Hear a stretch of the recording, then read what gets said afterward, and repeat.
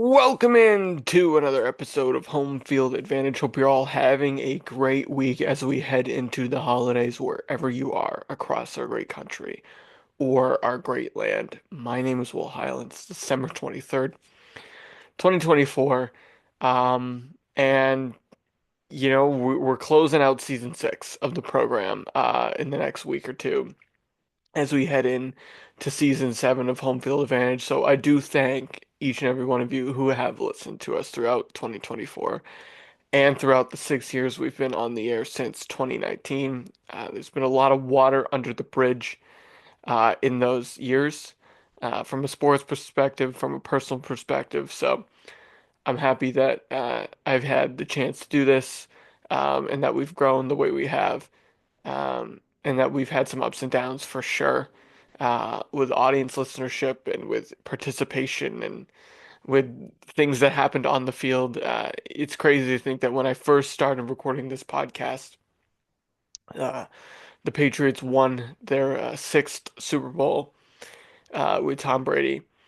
And, now we stand, I've been doing this podcast. I did it through the Cam Newton, Mac Jones era. Now we're in the Drake May era. So a lot of water has gone under the bridge there. The Red Sox the same way. They were 3 months removed from a World Series championship when I started this program in January of 2019, and uh, they had a really rough go of it for a few years. I was all in this program doing this in February of 2020 when they traded Mookie Betts. I remember doing an episode when Xander Bogaerts signed with the Padres. There's been some dark days in Red Sox history over the last 6 years. Bruins the same way. The Bruins, they lost the Stanley Cup that year, my first year doing this show. And I remember recording the day after. I was also recording the day that they lost Game 7 to the Florida Panthers a little over a year and a half ago.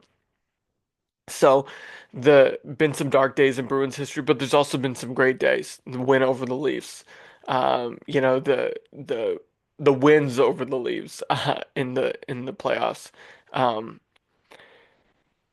in that series last year. So and that incredible regular season. So I've been really grateful. The Celtics the same way. They just won an NBA title. I was on the air talking about that the day after.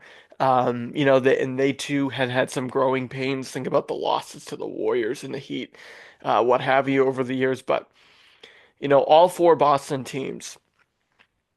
And I will say before I continue that a lot of podcasters will pretend that they're not fans of these teams. If you're watching on the YouTube feed, all you have to do is look behind me to understand that that's not the case with me.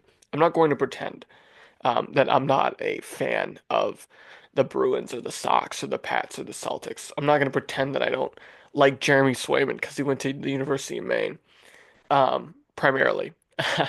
But I'm not going to hide those things. So when I do an episode like this, which is the four things that Boston sports fans should wish for on their Christmas list, I'm doing it because I'm I'm a fan just like everybody else. I'm not pretending not to be, and I'm not pretending to be objective in episodes like this. And I think the authenticity is something that over the last 6 years I've been proud of on this program. I will tell it like it is. I will say that I was on Mac Jones Island for as long as any Patriots fan could have been on Mac Jones Island. I will tell you that I have defended Boston sports athletes longer than they probably should have, and that I've been harder on ones than I probably should have. I've been wrong as often as I've been right, but I've never been inauthentic. So when I do an episode like this, I'm doing it because I'm one of us. Um, I'm not perfect. I'm not a professional at this. But I hope over 6 years that significant aspect of this program has remained true to the listeners. All right, so there goes my soliloquy of the day here, as we get close to the end of the year and Christmas. Um, but truthfully, it doesn't matter if it's a Christmas list, a New Year's resolution, a birthday list, you can call it whatever you'd like. Just because Christmas is a couple days away, that's what I'm calling it. I'm calling it a Christmas wish list for a Boston sports fan. And what I'm gonna do is I'm gonna give you one thing that I'm gonna wish for each of the major teams for the remaining of the year into 2025. And one thing that I think would end up causing each of the teams to have coal under their stocking, or coal under their Christmas tree, or in their stocking, I should say. All right, so I'm going to start with the good. We're going to start with the good because, as I just described, I do often tend to go with the bad on this program. But we're going to start with the defending champs, the Celtics. Okay, their Christmas list, I believe last year I called it a New Year's resolution, and I wanted them to win the title so that they would stop saying next championship or bust every year. Okay, I'm glad that happened. If you're the Celtics now here and you're a Celtics fan, here's what should be on your Christmas list. They need to win multiple championships. They need to win more than one. Now they've got one. That's a huge undertaking. They need more than one. And the reason why I say they need more than one is because the Allen Pierce Garnett iteration of the Celtics was as fun to watch as this iteration. The hard thing about that team is you had those guys toward the end of their careers. And you had those guys at the precipice of the LeBron dynasty. And what I mean by the LeBron dynasty is the fact that I believe he went to the finals in 11, 12, 13, 14, 15, 16, 17, 18, and 20. Um, that I think that's like 9 trips to the finals in 10 years.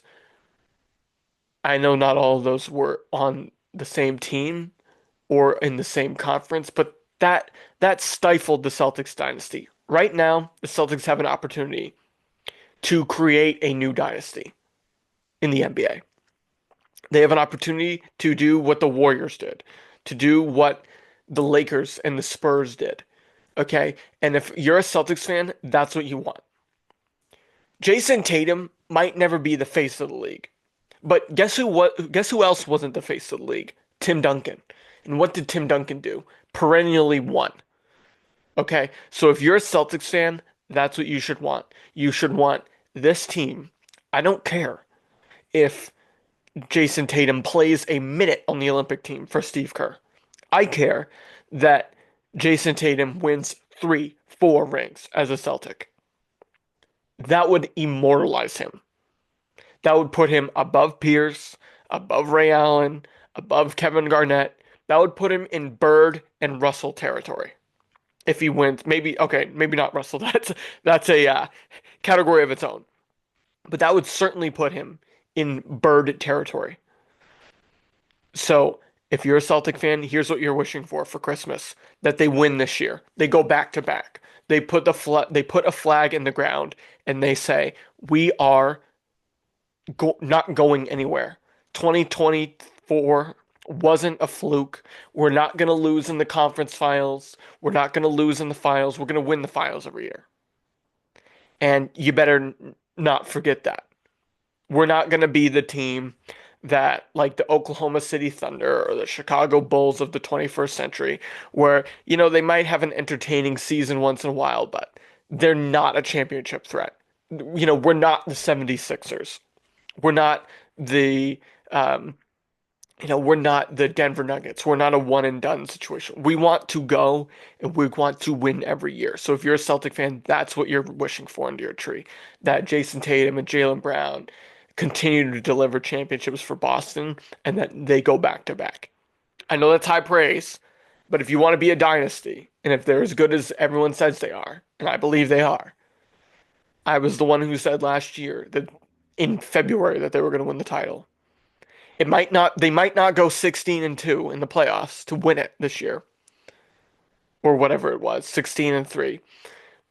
But they need to win another title because that's what you want to be, that's what you have to do. All right. Red Sox. Last year, I wanted the Red Sox to have conviction. Well, I don't think they found that conviction.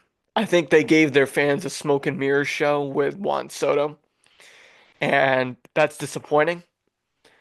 So, what I want now as a Red Sox fan, and if you're one too, here's what you should want, is I want the Sox to make the playoffs in 2025. I've had enough of this mediocre in July. Are they going to be buyers? Are they going to be sellers? What are they going to do? They pee down their leg after the All-Star break and the season's over by Labor Day. I don't want any of that. And I've said this in the past. I don't want them to be, oh, we're in the mix in September for wild card spot and we need to go, 22 and 6 over the next 4 weeks in order to make the playoffs. I don't want that. I want the Sox to be in the mix for the division in September and comfortably in a playoff spot. And with the news that broke this morning that Walker Buehler signed a 1 year, $21 million deal, plus the fact that they traded for Garrett Crochet, and they hopefully get Lucas Giolito to be healthy. And Lucas Giolito doesn't even have to be as good as he was in 2021 or 2022. He just needs to be healthy and on the field as a 3 or 4 starter. Then you add in Bayo Crawford, possibly, uh, and in their new addition of Pat Sandoval and maybe Cooper Criswell, and that's a rotation that should um, make noise. And I didn't even mention Tanner Houck, who was an all-star. All right, so that's a rotation that might not be top five, top 10 in the game, but is above average and should make up for some of their deficiencies over the past couple of years. Similarly, their lineup.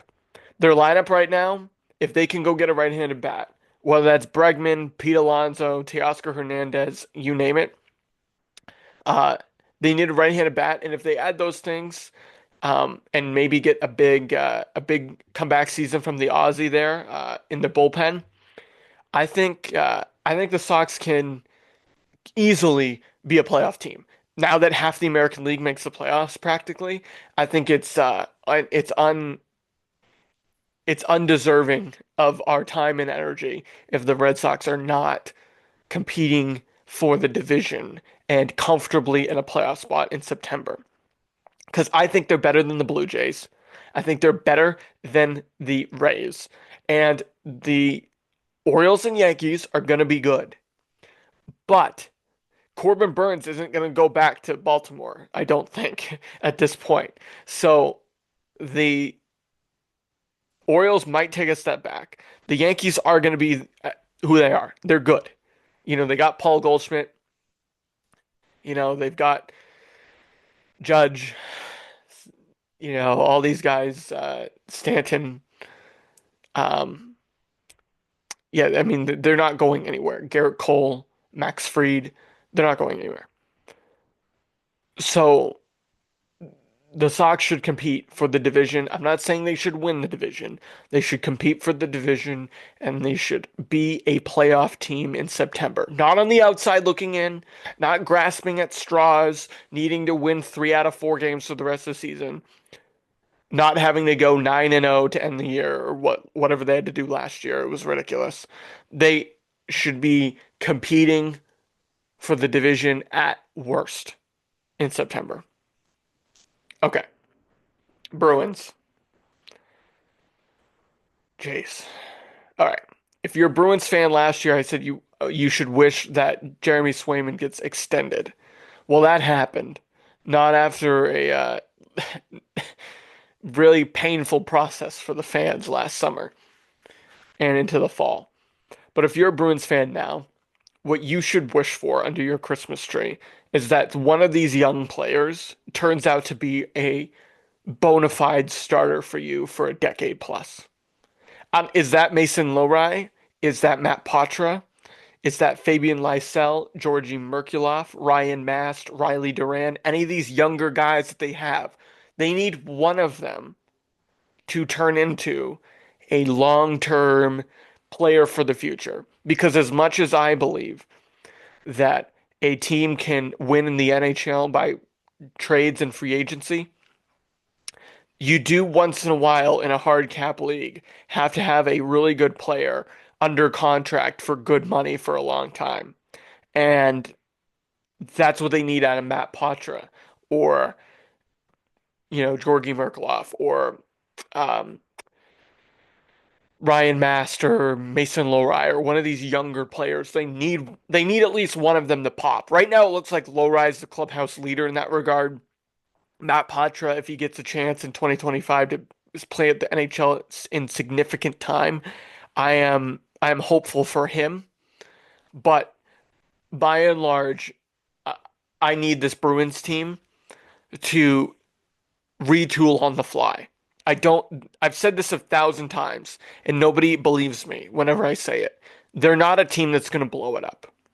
They haven't blown it up really since 2005 when they traded Joe Thornton, because even those teams in 2015, 16, that 17 that weren't very good, they had their core, the Krejci, Bergeron, Chara core, but then they also had a young Marchand, of course, and Rask too, but they also had a group underneath that was emerging in those years, and that was your Charlie McAvoy, Brandon Carlo, David Pastrnak group.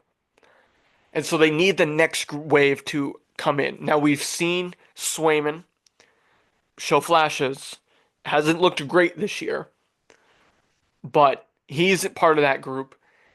They also need a forward and a defenseman to join that mix.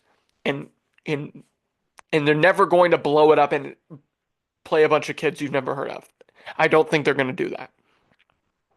But like in 2017 on opening night, they had Jake DeBrusk score his first career goal. You had Brandon Carlo play significant minutes that year.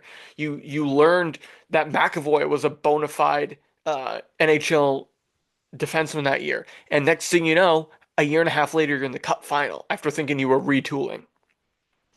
That's what the Bruins can do now. Charlie Coyle's going to go off the books. Brandon Carlo only has a year or two left on his deal. You're going to have some money floating around. You're going to have cap space this year. I don't think they're going to bring Frederick back.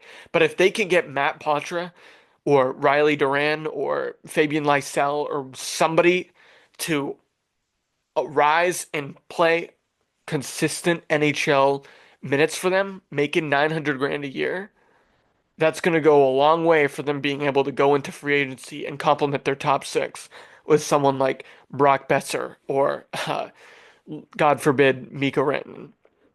All right, so that's what I would want them to do is find one of these guys who's on the bottom of their roster or in the top of the minor leagues to ascend and become an everyday player. Who that is, I don't know. But that if I want it under my Christmas tree in 2 days. All right, lastly, the Patriots. I watched the game yesterday. It was the same game I've watched for 3 years.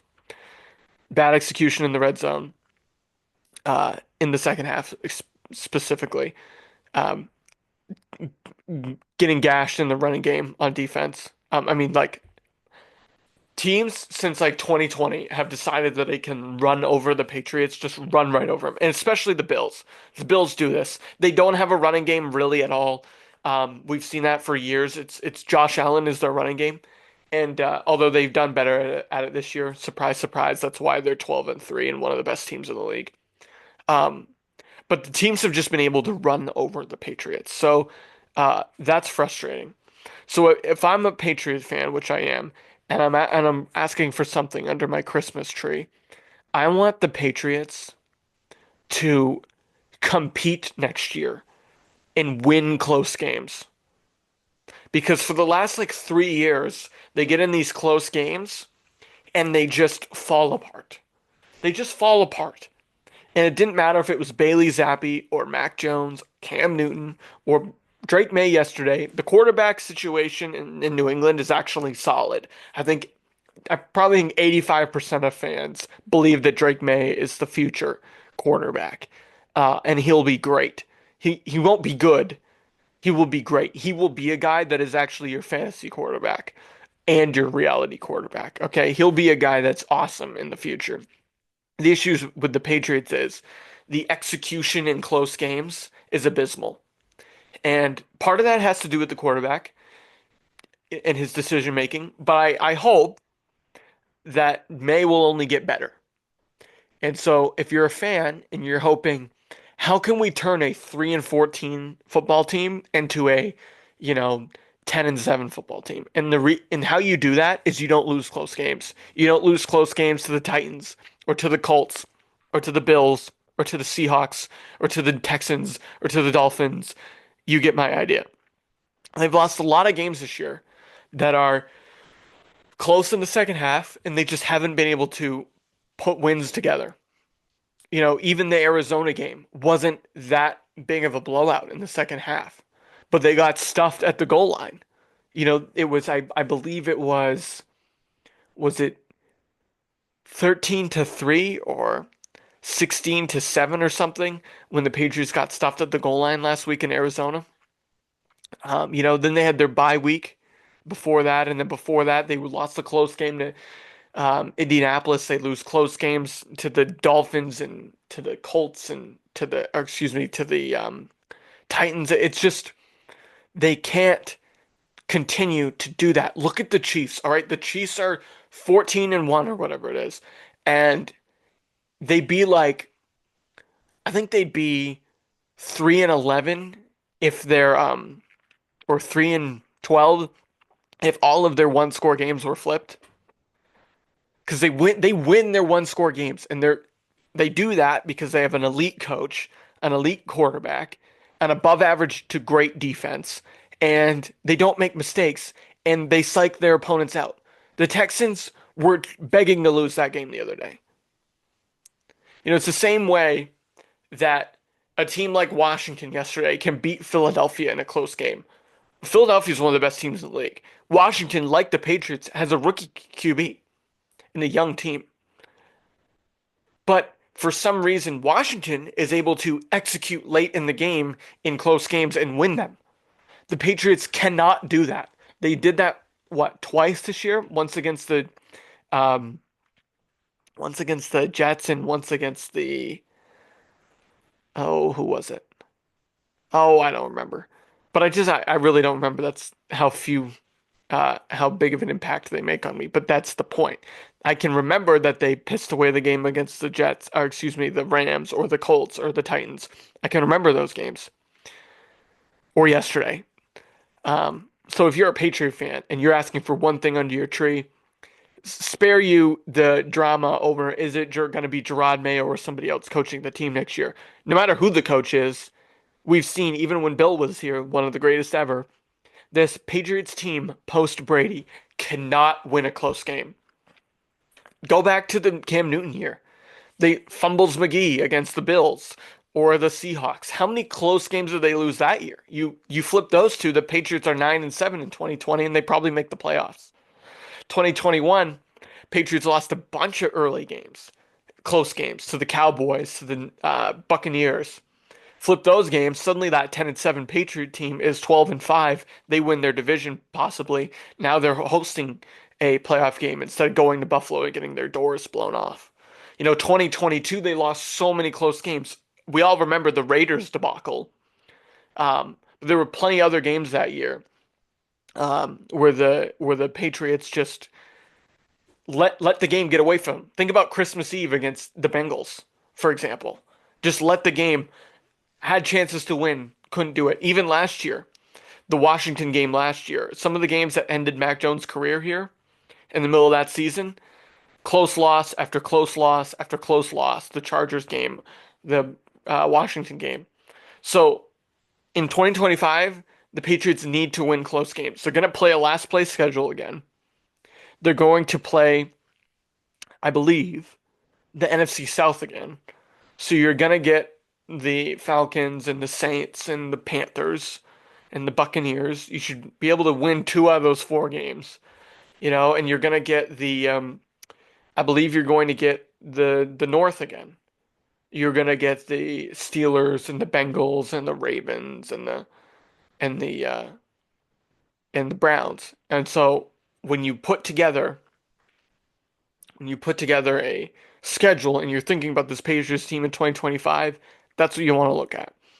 Now, as I transition into things that could result in our fans getting coal in their stocking. One is if the Patriots can't do that, and we're in another year with wasting away the early years of an affordable Drake May, right? Similarly, the Red Sox, if we go into 2025 and the Red Sox are holding on for dear life at Labor Day for a playoff spot and decide, that, they're all done competing, and Alex Cora, starts to celebrate, a four-inning outing from, Lucas Giolito rather than hoping for a three-game sweep of the Blue Jays or whatever, then the Red Sox are going to be right where they are every year, which is post All-Star break, finding a way to give up games. And so I don't want that either. The Bruins, same way. They go into next offseason, and it's clear that they need a retool. The roster is a little stale, but they can't hit on free agents, or they run into more issues with free agents as they did at the beginning of the year with Elias Lindholm and Nikita Zadorov. That could spell trouble in a league that relies on a hard cap. And lastly, the Celtics, as they go into 2025 playoffs and suddenly realize that it's not going to be a 16-2 coast and decide that they're going to take a couple nights off, they're not going to be able to beat teams like the Bucks or the Cavaliers in the same fashion. So that's what I'm looking at. If you're a Celtic fan, you want them to repeat and you want them to stack championships and build a dynasty. If you're a Red Sox fan, you want them to make the playoffs comfortably. If you're a Bruins fan, you want a roster retool that involves a next wave of young players. And then if you're a Patriot fan, you want them to win close games. Because in 2025, if the Patriots go 7-10 and miss the playoffs, but they're still showing signs of improvement and they're not wasting away game after game after game, then they start winning some of these close games. I'd be happy going in year three of Drake May in 2026. So that's where I'm at, people. Hope you enjoyed. Hope you enjoyed it. Let me know. I'm going to share this episode. Let me know what's under your Christmas tree as a Boston sports fan or as any fan, even if you like another team. I know I have fans of other teams that listen to the show.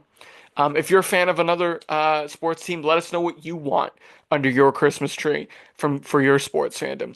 And lastly, I'll point out that in 2025, it's gonna be a fun year. It's gonna be a pivotal year for the Sox and their young core. It's gonna be a pivotal year for the Patriots. It's gonna be fun to see if the Celtics can defend their title and if the Bruins um, can catch lightning in a bottle in the playoffs if they can get there, or what they do in the offseason with their cap space. So it's going to be a fun year. It might not be fun with a lot of wins, but it will be fun and intriguing to follow from that regard. So we'll have you all updated, of course, throughout the year and throughout season 7. We're probably going to do one more episode this year. I want to dive into a little bit of the college football games. I haven't really done that in a while. So we'll do that. We'll check in on the NFL playoff picture probably one more time before 2025 closes. But I hope you all have a Merry Christmas, Happy Holidays for the remainder of the week. If you haven't already, and you're living under a rock, you can follow this podcast on Instagram and Twitter at HomefieldPod. You can also like, share, and subscribe wherever you get your podcast. But until next time, my name is Will Highland, and this has been Home Field Advantage.